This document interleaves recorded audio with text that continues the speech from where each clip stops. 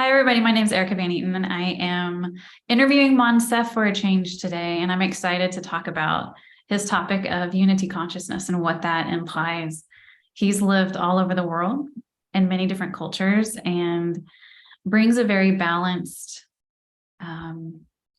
perspective to this topic. And so I'm excited to hear what he has to say. So hi, Moncef. How are you today? Hi, Erica.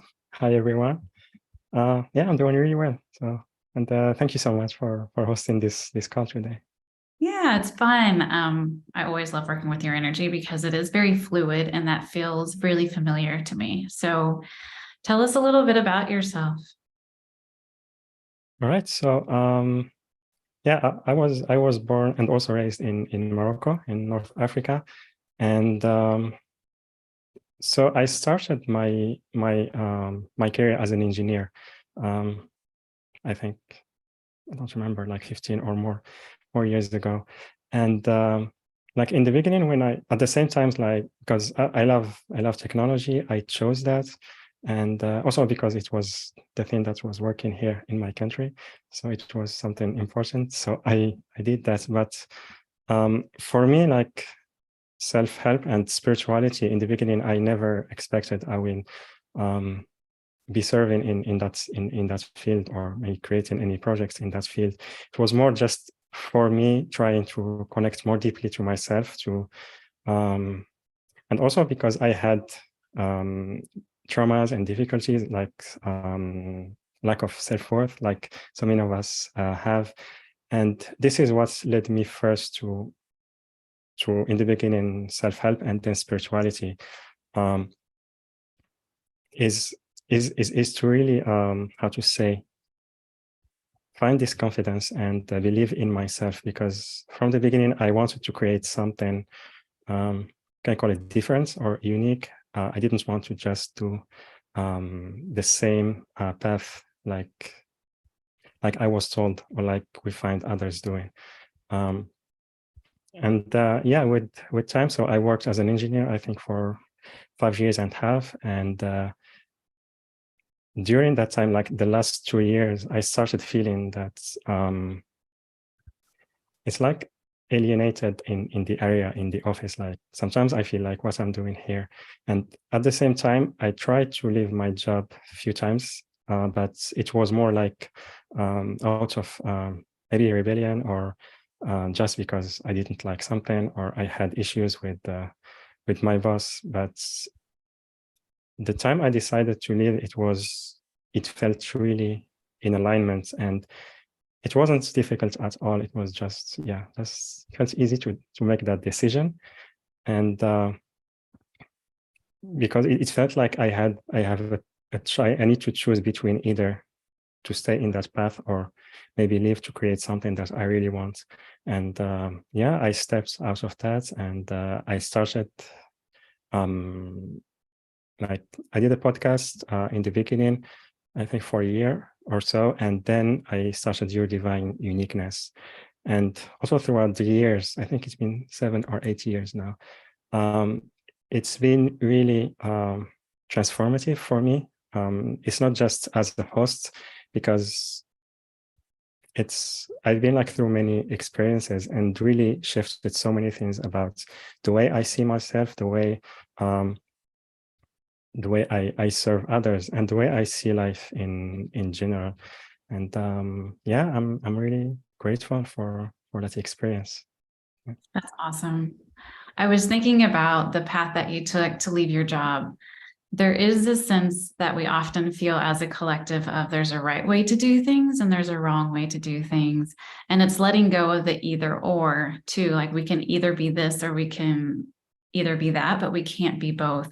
So how did you manage to work through that in a way that brought you peace? Like, you mean either staying in my job or living? Yeah, I think that we can't be spiritual and work in, what we would perceive as a 3D job at the same time.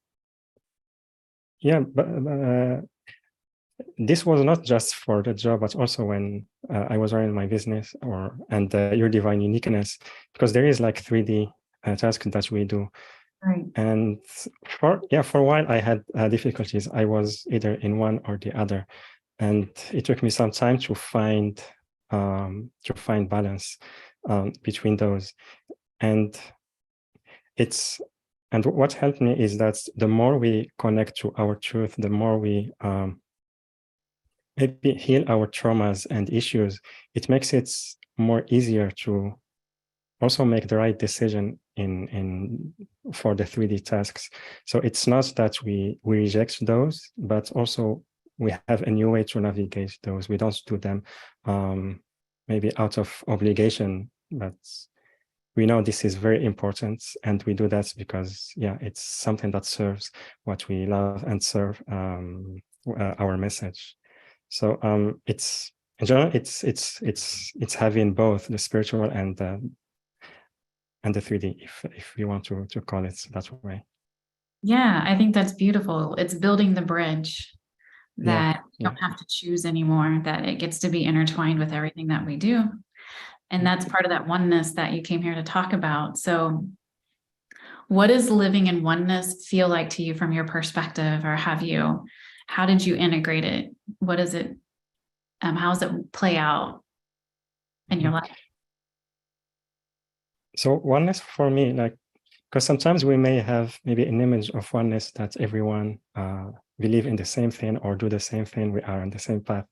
But I don't believe in that. It's more about a way of co-creating where everyone is allowed to choose their own path, to choose their own beliefs, and without having that need to change them.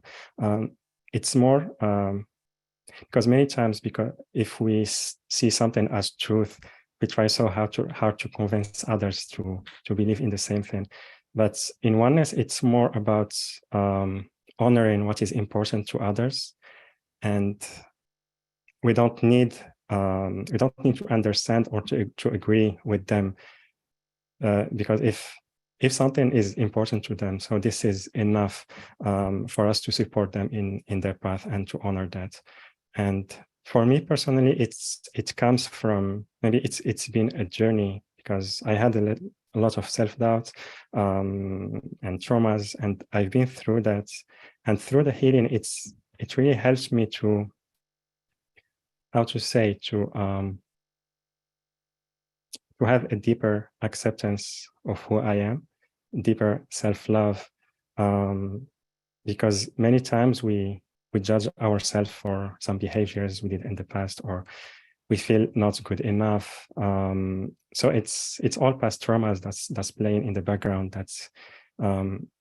that let us feel that. But when we allow ourselves to feel that, to have those experiences without judgments, and we have more and more acceptance of who we are, it creates that balance within us, that oneness. It's okay to have those limitations, because it's part of the human experience. And when we have that, we can share that with other people. And at some points, I started having some feedback from others that's, they just feel accepted, they feel safe when they are with me, and without me trying to do anything to make them feel that. So it's energetically, it started to be transmitted to others. Yeah. I think I was on your show when a transmission came through. We were talking about this thing. And here in the States, we had an activist called Martin Luther King. And when he spoke, it reached a large audience. And the reason why is because it's like you're talking about, when he spoke here in the United States, he wasn't trying to project his ideologies upon anyone. He was just sharing what his vision and his dream was. And that allowed other people to connect with that safely. And that feels like that's what you do. And that's the vision that you share with people, is that you allow space for them to feel and experience themselves as source energy in the unique way that they can, and radiate that out without trying to project any ideologies onto them. And that's truly what oneness is. And so I love that I love that redefined definition, that oneness is actually an allowance of sovereignty with complete acceptance for where someone is. So thank you for that. That was really, it kind of like came full circle. So I really, yeah. yeah. And also, I mean, what I see a lot, I mean, out there, like with other people I connect with, some of them, or on social media, on TV, is how to say, it's like when someone disagree with us, sometimes we try to, it's like it comes from rebellion. It's like they don't have the right to believe that or to say that. And at some point, it becomes more like fighting or maybe attacking them because we believe this is something wrong. And in general, this, when we try to question, to understand why we feel that, and when we try to spend more time to be an observer of what is happening within, try to understand why we feel that way. If it is something triggered within us, that's what that person said, because of what that person said, or we don't feel safe because maybe sometimes we were, how to say, forced to follow a certain path or belief, and then this keeps running on the background, and we keep feeling afraid that we will be controlled, and we stay in that, how to say, victimhood. And instead of trying to understand that, we try maybe to react in a strong way. It's like you don't have the right to touch that part of me within. It's like I shouldn't be triggered. And this is, for me, what creates this disagreement or maybe confrontation between each other. And also sometimes the media, it's strengthen that, because, how to say, sometimes in some interviews, and they bring two people who have different opinions, and they give them very limited time to express their opinion.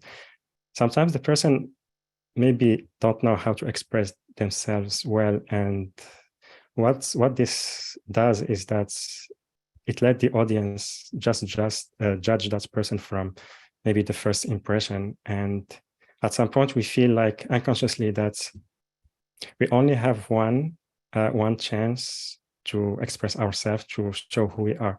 And if we miss that, then we don't have another chance. And I feel that the media strengthen that.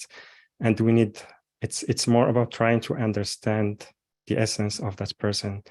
And this takes time, because also understanding who we are takes time. So we need to give other people time to understand them. I love that. And it brought into mind sacrifice and how we've had to feel like we have to sacrifice an aspect of ourselves to be in relationship with another person. So how do you see that when we are in relationship with one another, to not sacrifice an aspect of ourselves? Yeah, it's really a deep shift of, like, maybe, how to say, maybe having a very different perspective, like from sacrifice to having a relationship where everyone is meant to have what they want. Because we learned that love is about sacrifice. If I sacrifice for someone, then it means I love them. But if I do that, at some point, I have expectations. If I want to feel loved from them, I expect that they sacrifice as well. And what happens is that at some point they feel not understood, that's not honored, that's I don't give importance to what they really love when I expect them to sacrifice. And we see that a lot in relationship. At some point, we don't feel like loved, we don't feel seen or heard by the other person. And for me, it starts from within, when we honor who we are, when we give importance to our desires, when we stop sacrificing and choosing what really comes from our heart and what serves us, and we start honoring others, and the way we express love is that we support them in creating what they desire, in what is important to them. And at some point, we have this mutual understanding. And understanding, it doesn't mean we agree with each other. It just, I know that this is important for you, so I honor that, and I can support you in that. So it's more about having relationships where we try to be more flexible, that both people can have what they want. And when we do that, then the need to protect ourselves isn't as strong, right? Like that protecting energy, because protecting energy can be a little constrictive out of fear. Yeah, when we do that, then we don't have that need to protect ourselves. And this protection comes from past experiences, past traumas. And if sometimes we don't go deeper into those issues, we keep defending ourselves on the background. And what happens that even things are shifting around us, people are shifting, we are still running that in our mind. We're still trying to protect ourselves. And what happens is that we are not allowing ourselves to see that shift, to experience that shift. It's like things are happening to us, but we are not seeing that because we keep protecting ourselves. And the protection, like, also, I'm not saying that we need to stop protecting ourselves or defending ourselves right away. It's a journey, it's a process, it takes time. But from me personally, what happened is that the less I started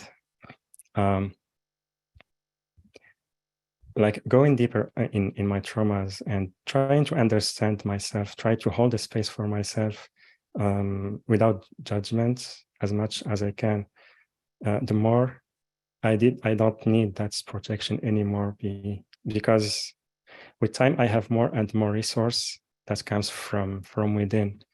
So I have less and less need for others to validate what I do or what I believe. And then with time, we don't have that need to defend ourselves or to create that bubble that defends us from others. I really like that. When we don't feel like we have anything to protect ourselves from because of we're being more accepting of another's, where another one's at on their journey, then we end up not getting as triggered. It's a way, because there's nothing to be triggered from. We're just seeing that everyone's on their different path and accepting them where they're at, and that person's vibrations just aren't jiving with mine, and that's okay. So that's a big shift. And if we can all get there as a collective, then we don't have to do these shows anymore. Yeah. I love that. So thank you for sharing that. And going into sharing our gifts, because we're all so uniquely different, then there's no comparison or competition or anything like that. How does that look to you moving forward when we're in a space of internal unity consciousness, at least?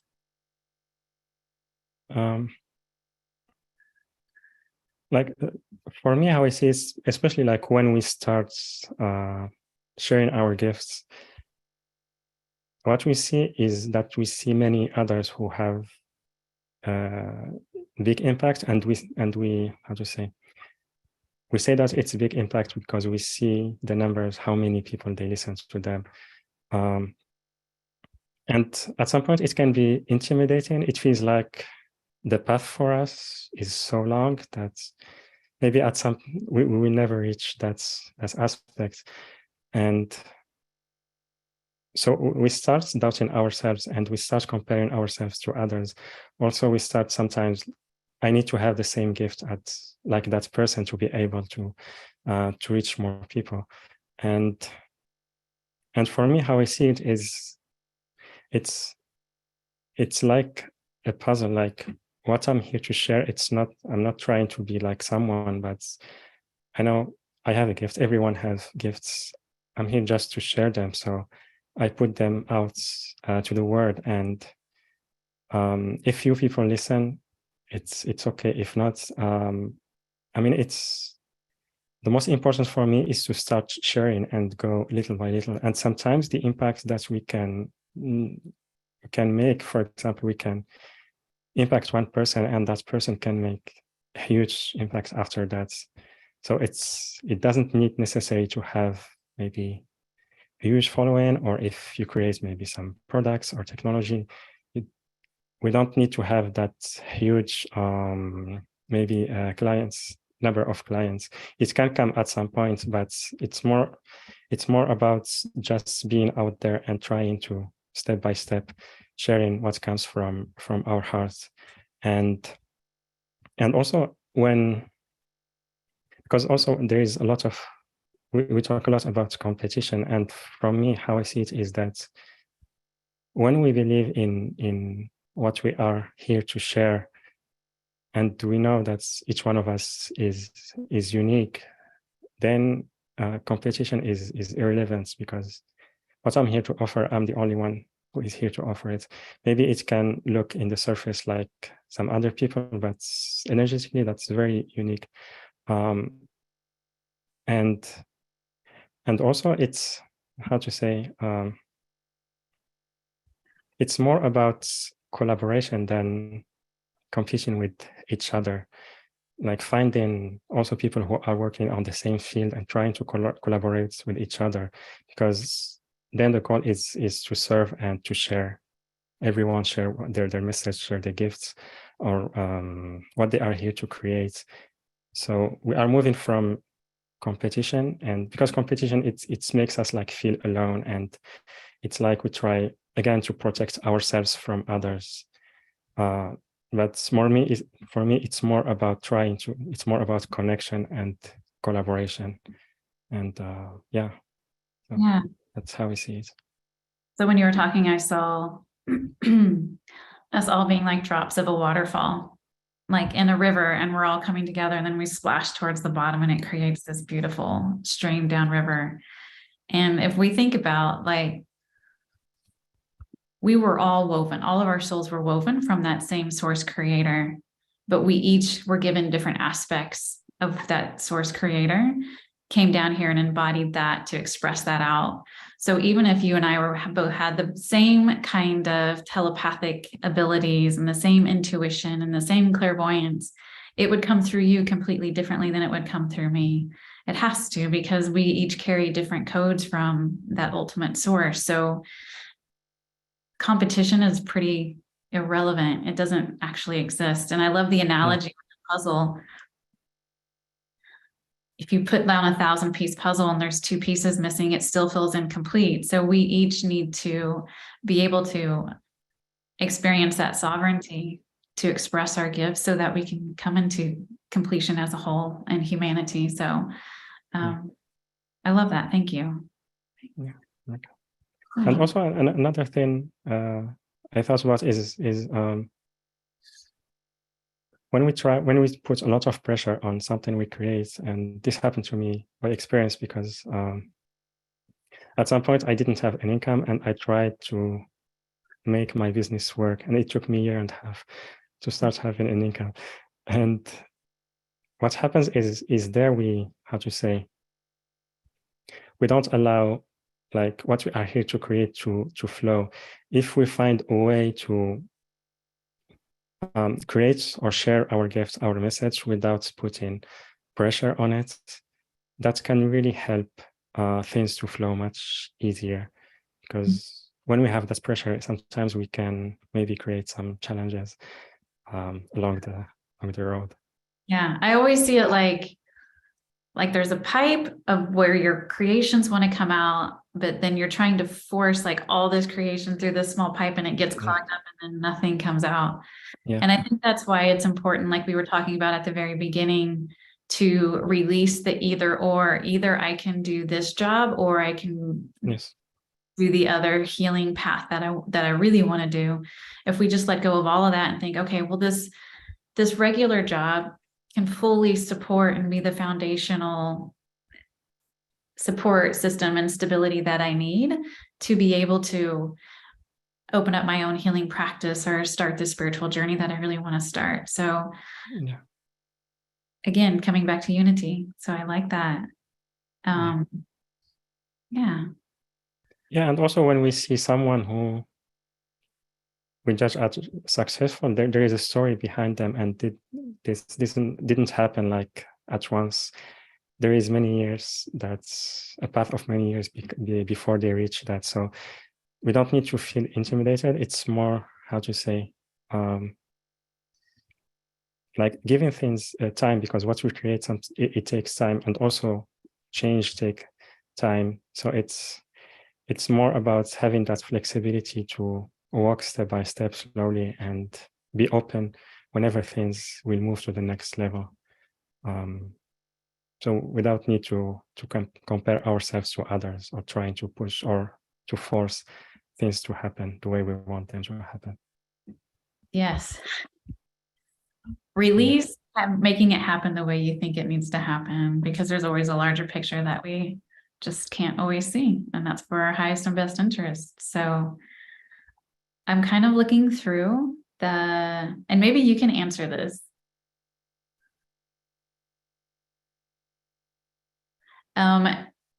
Someone wrote, Hebrew word sacrifice is rooted in the Hebrew word for getting closer to God. The Hebrew word sacrifice is rooted in the Hebrew word for getting closer to God.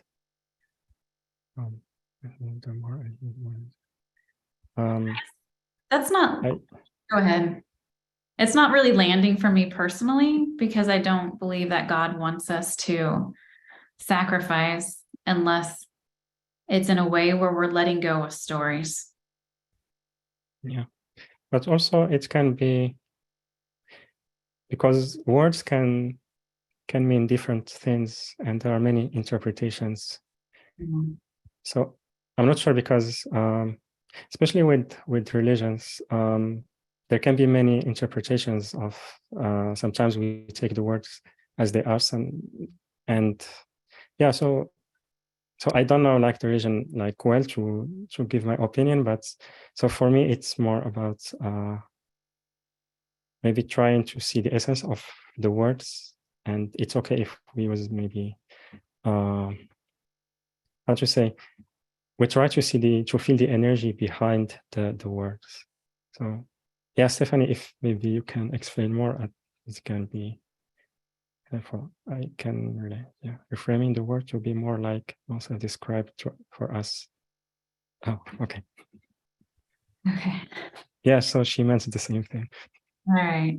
I always think about it like we're unmeshing everything that we've learned up to this point, or think that we've learned up to this point. And we've programmed so many emotions into words that don't need to be associated with that. And that is kind of what you're explaining. That's why some words can have so many different kinds of definitions. Like we can say, oh, Moncef, I'm having the best day ever, but you feel me and you're like, Erica, you don't feel like you're having a good day. We just programmed feeling like crap into the word good, and we layer these up. So it's kind of stretching these out, unlearning, unprogramming, and coming back to what we feel, since we're so unique. Yeah. And for me, like in general, it's more about, I try to understand from where the person comes, because how to say, like I knew like many people from different cultures, and the way they express things is different. So instead of just and not all of them, maybe they speak the same language very well. So it's more trying to feel into what they want to say. instead of just taking the words as they are. So yeah, this is how I approach it.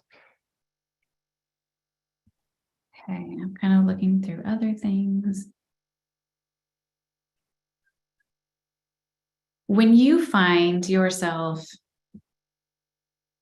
coming upon a belief or a trigger, somewhere where you feel constricted or tight, how do you work your way through it? Do you use breath? Do you just place your awareness? What's your own? Can you ask again? Oh, sorry. I missed a part of it.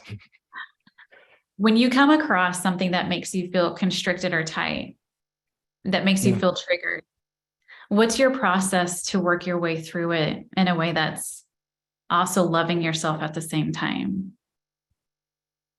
What helps me the most is to try to understand why I feel that way. It's more about asking questions. First, stop anything I'm doing, maybe lay down or be in nature and just ask myself why I'm feeling that way. And also not trying to change that feeling. It's okay to feel triggered, because when we try to change that, and when we believe this is something wrong, it makes it more difficult and more challenging. So it's more about understanding, and sometimes we may not understand right away. It's more about opening up for that, and maybe we'll understand right away. Maybe we need an experience to see why we felt that way. So the answers can come in different ways, but more it's about opening up. And sometimes like the shifts happen to me very quickly. Sometimes it takes longer time. But it's more about awareness. It's how I approach it. Okay, I like that. Yeah. And I like giving yourself time to feel what it is you're feeling. When we do that, we allow our body to work the chemicals that are released from what we're feeling through it, so that those neuropeptides and things don't get stuck in our tissues. So that self-awareness that you have, just to sit with what you're feeling and allow yourself to feel it, actually is healing in and of itself, even if you didn't do anything else. So that's really beautiful. And thank you for sharing that perspective with us, just to sit with it. Because we've kind of been taught to, if we feel something bad, that means we're low vibe and we need to work through it really fast to get our vibrations up. And it doesn't allow us just to love ourselves and to work through it in that way. So I think that's really insightful. And I think it's really helpful for a lot of people to hear. Yeah. Thank you. And yeah, also Annette, she wrote, how do you process grief in a gentle, healthy way? Yeah, first it's more about allowing ourselves to feel that, because we need some time to process grief, and it depends on the experience. If we lost someone, or if how to say, we were hurt or something. And also, for example, in the experience of maybe we've been hurt by a behavior from someone. Also, I don't try to force forgiveness from the beginning. It's okay that I feel resentment toward the other person. It's more for me to open the space, to hold the space for myself, to feel those emotions first, and then forgiveness at some point it will come naturally. And many times, like those experiences, they are here to serve us in something that we'll experience in the future. And this, for me, it happened. I had the resentment towards someone for a while, and then at some point I understood why I had this experience, and then I started feeling more grateful to that person instead of having that resentment or maybe judging them. So it's more about giving ourselves time to grieve and to shift that. And also, if it's too how to say, too strong, it can be helpful to have someone who holds the space for ourselves, because we don't need to go through that alone. It can be a friend or maybe healer or anyone that you trust. So this is how I go through that. I think that is really beautiful. Not to try to rush it, not to try to force forgiveness when we're not ready, and denying ourselves that healing. And I actually liked what you said at the end too, allowing someone else to hold space for you. Because when we're in grief, we're in such a constricted dimensional field, because the things that we're feeling are so disharmonic in nature, which kind of gives us space to heal. So if someone that's not going through that is more expanded, then when they're just with us, not even saying anything, it helps to expand our field and allow a little bit or more of those emotions to pass through. So I don't know. I think that was a really way that you put it. So thank you. Yeah, thank you. And thank you, Annette, for your question. That was a good question. Okay. Maybe I can do a short process. Yep. Go for it. Yeah, just I want to give an introduction. I didn't talk about that in the beginning. So it's what I do is I hold the space in the group sessions. I hold the space for the group. I invite light beings who will be co-creating and supporting us in that journey, and also our guides, and connect with the group. And intuitively, some themes, they come to the surface. I talk about them a little bit, and then I stay silent for some time. It's more about holding the frequency of acceptance, of love, and allowing the shift to happen for each and everyone, because also there is the space created, it helps to have a deeper connection to our true self, and also the light beings who are with us, also they support each other in what they need to shift or transmute.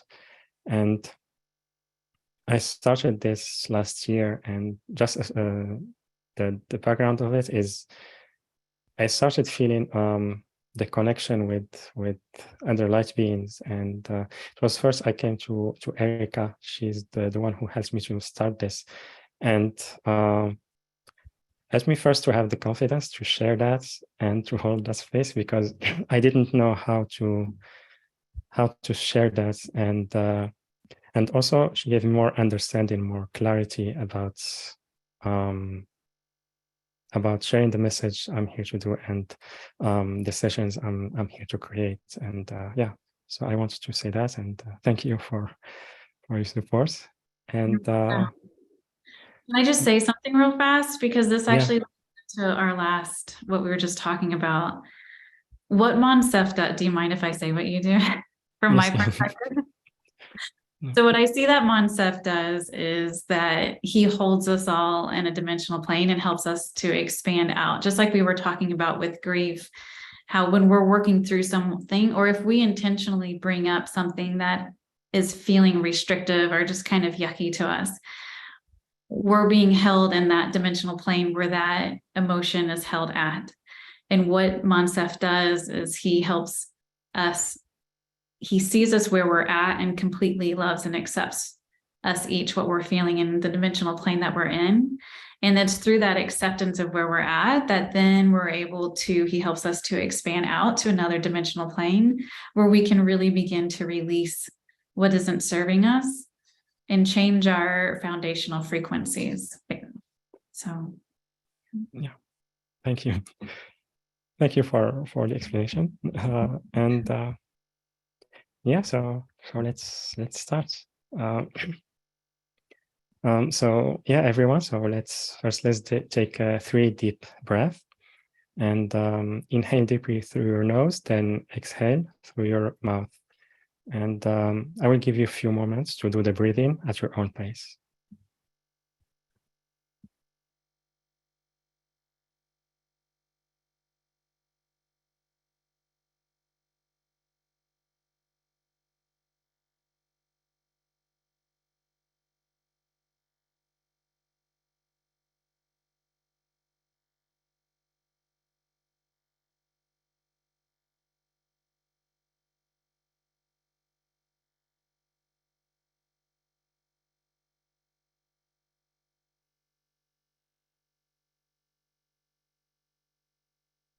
Now I invite our higher selves,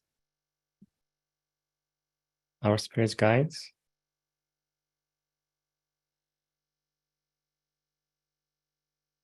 and also the light beings who are here to take this journey with us.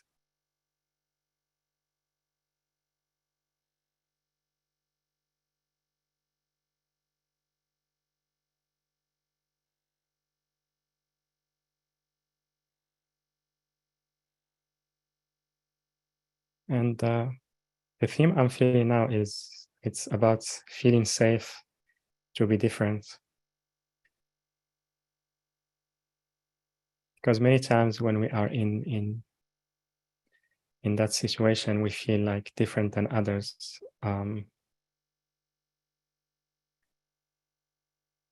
It can feel lonely at some point, even though we may receive some support from others, or some others try to support us, but because we have that limiting belief that if we are different, then we are not accepted, or we are alone. So it keeps us create that experience that maybe we are not supported, or maybe we are not understood or seen or heard by others. Take a deep breath.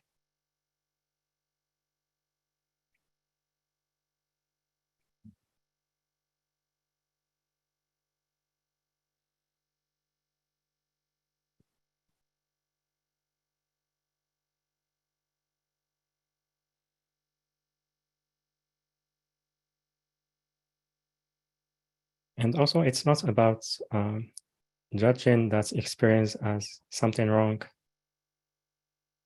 or trying to shift it right away, because change sometimes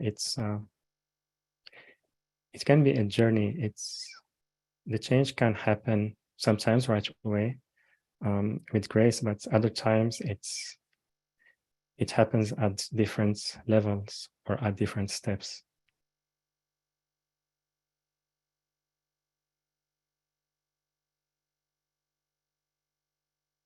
So it's okay to have those beliefs, to have those feelings. It's more about just allowing them to just go through us, just to happen without resistance. Take a deep breath.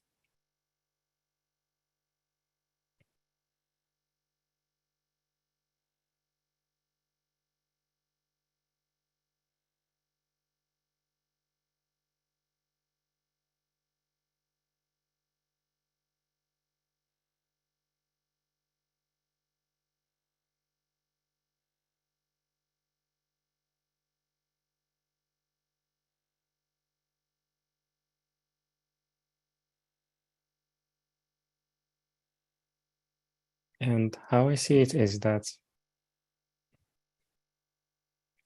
if we can start to take small choices, small steps where we honor ourselves, where we choose for ourselves, where we allow ourselves to be different, to be unique, to walk our path, even though there is fear of being judged.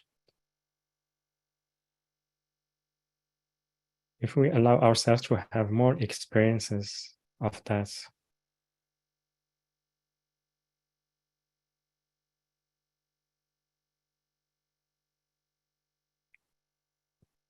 and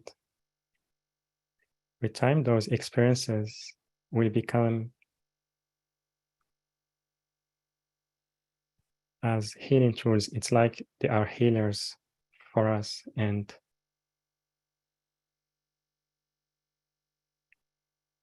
like our belief in ourselves starts getting stronger naturally. It's not something that will be forced. It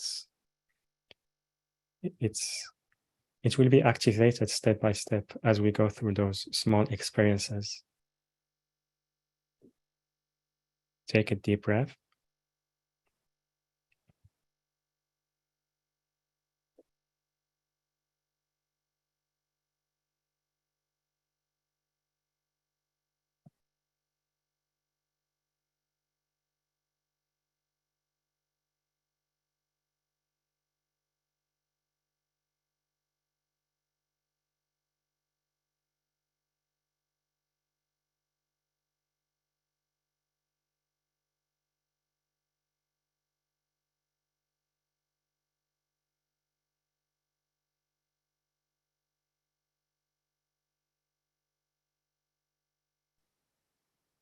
And so when we allow ourselves to go through this path, this journey, we have more flexibility, more patience through that shift and growth. What we realize at some points is that we're not doing that just for ourselves. At some point, we feel we start to notice that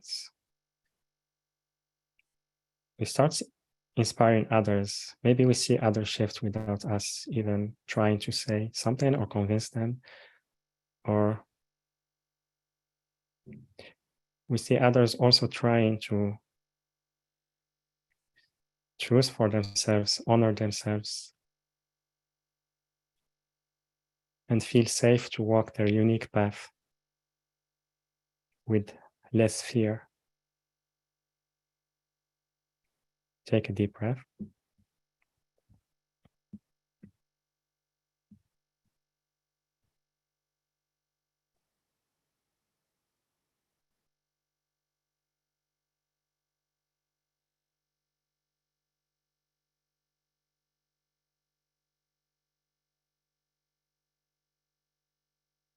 And taking that path is very courageous, because knowing the programming and the traumas and like everything that we picked up as we were growing, and where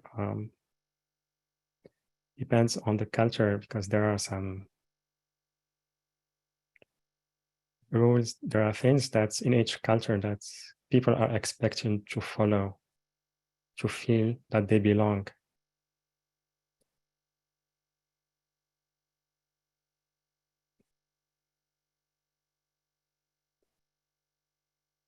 And walking our unique path in that environment where the construct of what is right and wrong is very strong, or there are strong rules that maybe if you don't follow them, you feel judged. It's very courageous. And also for me, courage doesn't mean we don't feel fear. I mean, we will feel afraid along the way, and it's okay. It's more an invitation to give to ourselves more love, to connect deeper to ourselves, to try to understand ourselves and why we are feeling fear.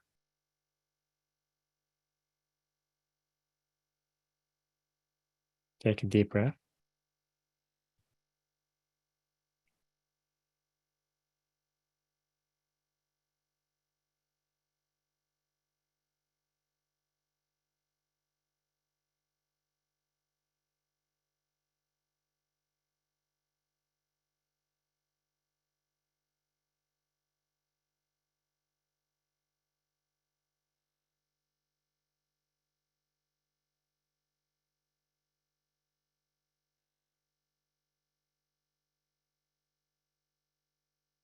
And walking our unique path is also a way to bring us together as one. Because with time, as we go through experiences,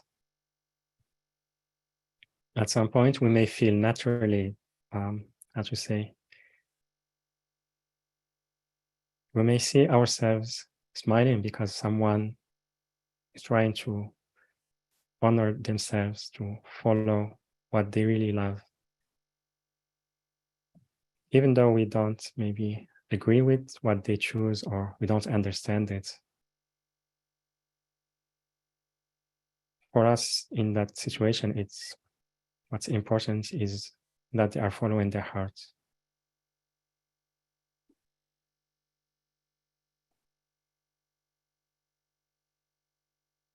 And we can give that to others if we give it to ourselves first. And again, it's a journey. Take a deep breath.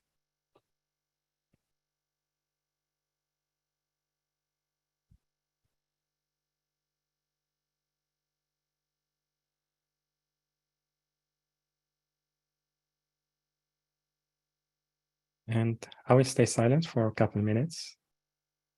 So you don't need to do anything, just be in that space and yeah, just allow anything, anything that needs to shift to be transmuted. All is happening energetically. So take a deep breath.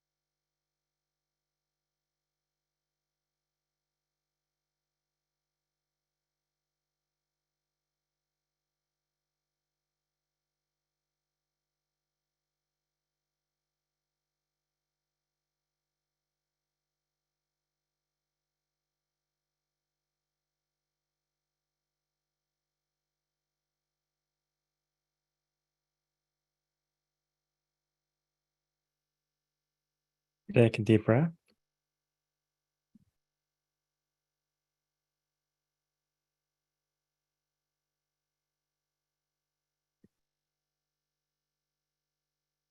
And yeah, now I thank every one of you for co-creating with us this journey, and also our higher selves, our spirit guides, and the light beings who supported us during this time. And now I invite everyone to go back to each one to their own energy field. So we don't take others' energies with us. Take a deep breath. And yeah, if your eyes were closed, you can open them now.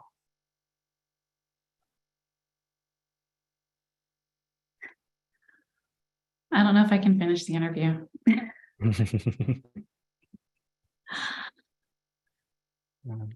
Everyone feels really expanded. Thank you for that, Moncef. That was absolutely beautiful. And there were a lot of energies being alchemized as people were just being seen and held.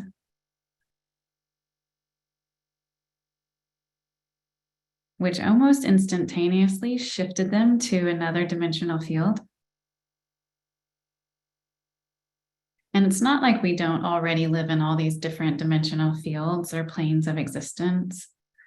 It's mostly where our point of awareness is at. So when you alchemized those densities by just allowing them to be seen and accepted, they alchemized in such a way that it shifted the point of awareness for everyone to the dimensional field where the energy was more concentrated. Does that make sense? Yeah, it does. And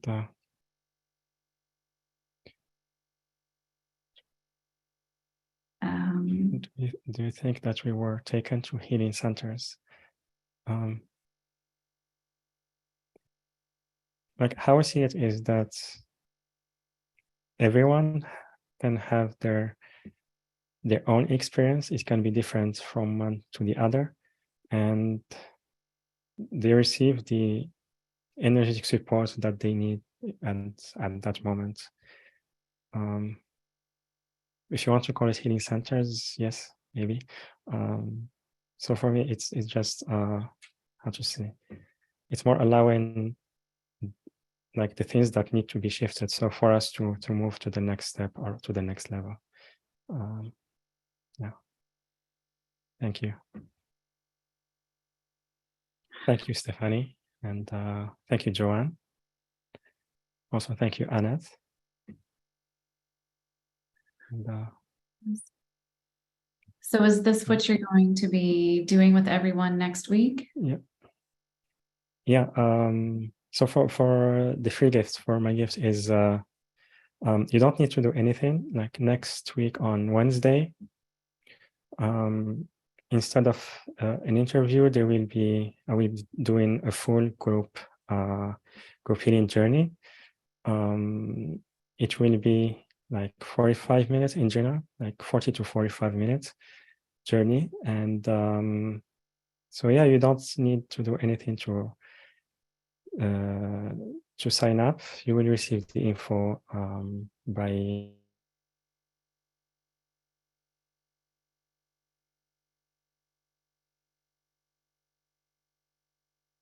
Did just Moncef freeze, or are we all frozen? If someone can write in the chat. Wednesday, so more deeper. So yeah, that's I live on a French-speaking island. Do you speak French? And do you ever work? And yes, I speak French, but I never worked there. I mean, I visited France several times, but yeah.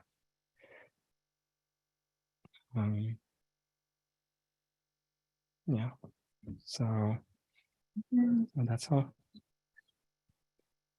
I just want to say thank you, Moncef, for taking us through this journey and for so beautifully describing what acceptance is and what oneness is. You